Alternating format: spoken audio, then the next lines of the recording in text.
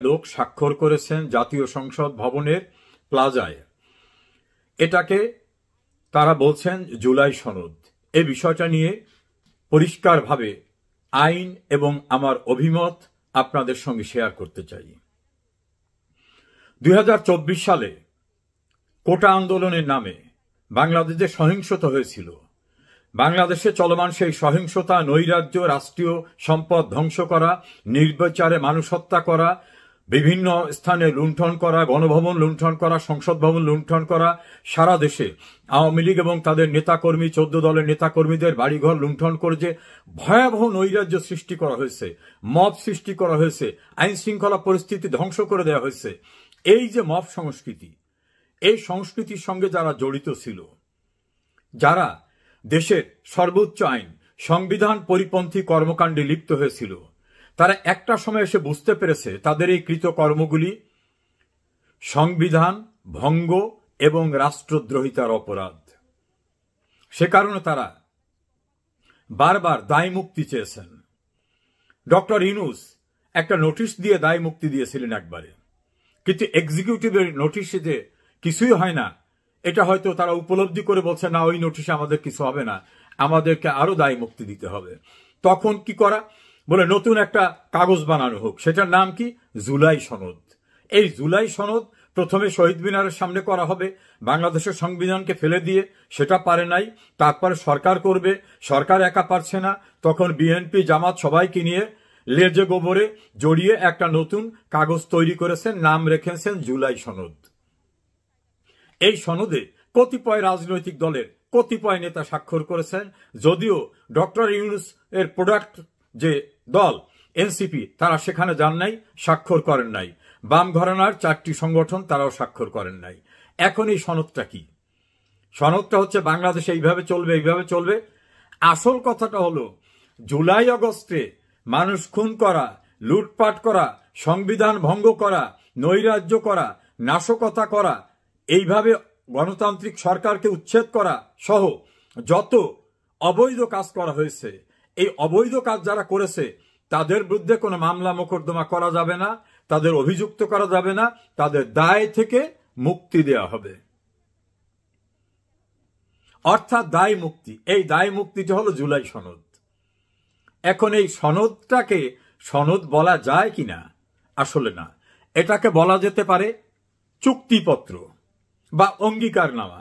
যারা স্বাক্ষর করেছেন তারা যদি কখনো ক্ষমতায় আসেন, তারা যদি পার্লামেন্টে যান, তখন তারা আইন করে এই যে অপরাধগুলো যারা করেছে তাদের দায় থেকে মুক্তি দিবেন। তাহলে এটাকে আমরা ক্লিয়ারলি বলতে পারি যে এটা চুক্তিনামা বা অঙ্গীকারনামা, যে অঙ্গীকার করলাম, তোমাদের আর দায়িত্ব থাকবে না। এতেও জুলাই নেতারা খুশি না। তারা বলছেন এটা শুভঙ্করের ফাঁকি, এটা প্রতারণা, এটা জাতির সঙ্গে বেইমানি করা।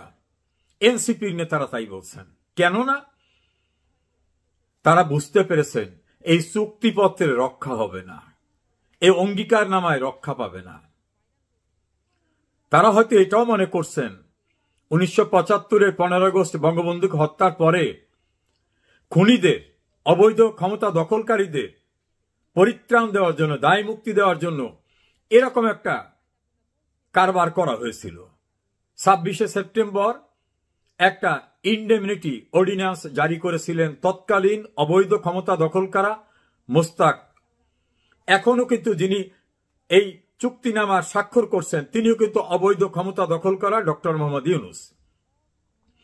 জিয়াউর রহমান যখন পার্লামেন্টে নিরঙ্কুশ সংখ্যাগরিষ্ঠতায় তার দলকে নিয়ে আসছেন, তখন 1979 সালের 9 এপ্রিল ওইটাকে পাশ করে একেবারে বঙ্গবন্ধু হত্যা থেকে শুরু করে জিয়াউর রহমানের ক্ষমতা দখল করা সবকিছুকে বৈধ করে একটা নাম রাখছিলেন। সেই সনদটার নাম হলো সংবিধানের 5ম সংশোধনী। এই 5ম সংশোধনী সংসদ বাতিল করে দিল পরবর্তীতে।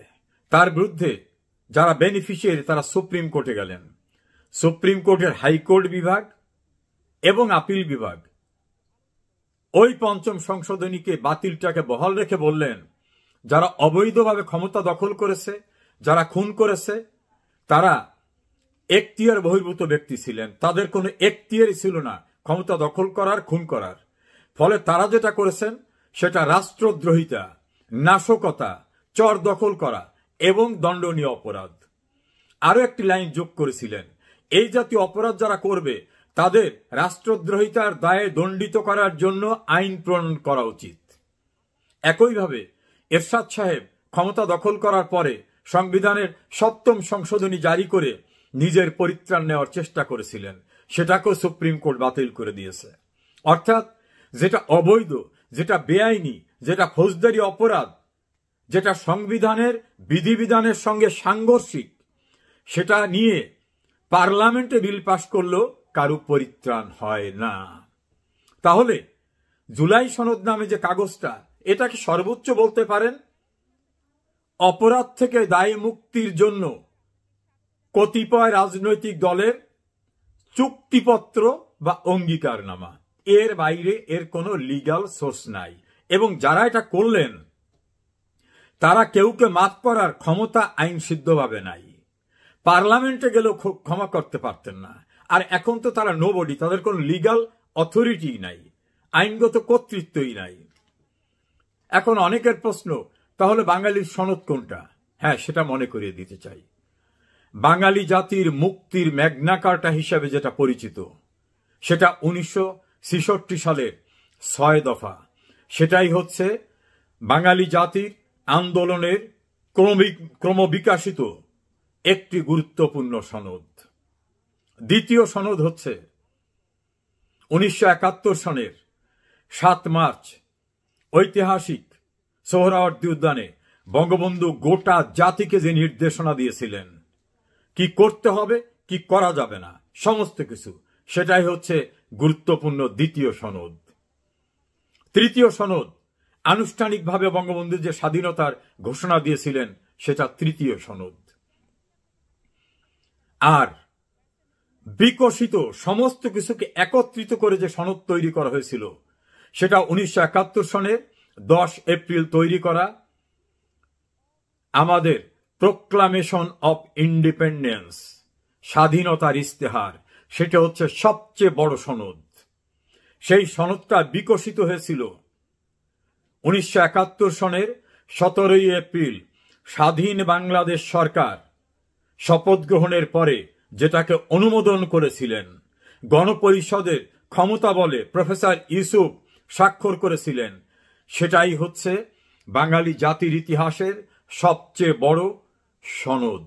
মনে রাখবেন, প্রোক্লামেশন অফ ইন্ডিপেন্ডেন্স, স্বাধীনতার ইস্তেহার, এর বাইরে কোনো সনদ নাই। আর বড় একটা সনদ যদি ধরেন, সেটা হচ্ছে গণপ্রজাতন্ত্রী বাংলাদেশের সংবিধান। সেটাই হচ্ছে সবচেয়ে বিকশিত, সমস্ত কিছু একীভূত করা সনদ। এর বাইরে কোনো সনদের সুযোগ নাই। দেশের সর্বোচ্চ আইন সংবিধানের অনুচ্ছেদে 7 বলা হয়েছে, এই সংবিধান জনগণের অভিপ্রায়ের পরম অভিব্যক্তি, জনগণ সমস্ত ক্ষমতার অধিকারী এবং জনগণের সেই ক্ষমতা ব্যবহৃত হবে এই সংবিধানের অধীনে এবং কর্তৃত্বে, অর্থাৎ ওই সংবিধানের অধীনে এবং কর্তৃত্বে। এই যে যারা চুক্তিপত্র করলেন, স্বাক্ষর করলেন, ফেসবুকে দিলেন, সংবিধান আপনাদের এমন কোন চুক্তিপত্র করার ক্ষমতা দিয়েছে? দেয়নি। জনগণ আপনাদের ভোট দিয়েছে যে আপনাদের এটা করার ক্ষমতা দিলাম? দেয়নি। তাহলে এই কথিত চুক্তিপত্রের আইনগত কোনো ভিত্তি নাই, সাংবিধানিক দৃষ্টিকোণ থেকেও কোনো গ্রহণযোগ্যতা নাই। এটার সান্ত্বনা পুরস্কার হিসাবে গণ্য করা যেতে পারে যে অপরাধ যারা করছে তোমাদের ব্যাপারে আমরা একমত হয়েছি, তোমাদের কিছু করব না। প্রিয় দর্শক শ্রোতা, ভালো থাকুন। কোনো গুরুত্বপূর্ণ দায়িত্বে বা গুরুত্বপূর্ণ পদে বসিয়ে দিলেও কোনো লাভ নেই, কারণ উপকার করার যোগ্যতাই তার নেই। শুধু পদ যোগ্য করে তোলে না। এ কারণেই অযোগ্য লোককে বড় পদে বসিয়ে দিয়ে কোনো লাভ নেই, কারণ উপকার করার যোগ্যতাই তার নেই। অন্যদিকে পারিবারিক বা রক্তের আত্মীয়তাই আত্মিক বন্ধন নয়। আদর্শিক আত্মীয়তা হচ্ছে সত্যিকারের আত্মার আত্মীয়। রক্তের বন্ধন থাকলেই পরমাত্মীয় হয়ে যায় না। সমাজ, রাজনীতি সহ গুরুত্বপূর্ণ স্তরে আদর্শিক আত্মীয়তা না থাকলে সেই আত্মীয় কোনো কাজে লাগে না। এই বিষয়গুলি যখন আমরা ভুলে যাই, বা যারাই ভুলে যায়, তারা যেভাবে ক্ষতিগ্রস্ত হয়, সেখান থেকে আর উত্তরণ হয় না। শুধুমাত্র আহাজারি করা যায়, আর্তনাদ করা যায়, আফসোস করা যায়, কিন্তু ক্ষতির পরিমাণটা এত বেশি হয়ে যায়, সেখান থেকে আর উঠে দাঁড়ানো কঠিন হয়ে যায়। সে কারণে যোগ্যতাই হতে হবে প্রথম গুরুত্বপূর্ণ দায়িত্ব যাকে দেওয়া হবে তার। আদর্শই হতে হবে তার মূল যোগ্যতা, যাকে আমি গুরুত্বপূর্ণ দায়িত্বে বসাবো বা দায়িত্বে দেব। এর ব্যত্যয় হলে সর্বনাশ হয়ে যায়। এ কারণেই এই অপ্রিয় সত্য কথাগুলি মনে রাখা দরকার। আত্মার আত্মীয় তিনি, যিনি আদর্শের আত্মীয়। প্রিয় দর্শক শ্রোতা, ভালো থাকুন, নিরাপদে থাকুন।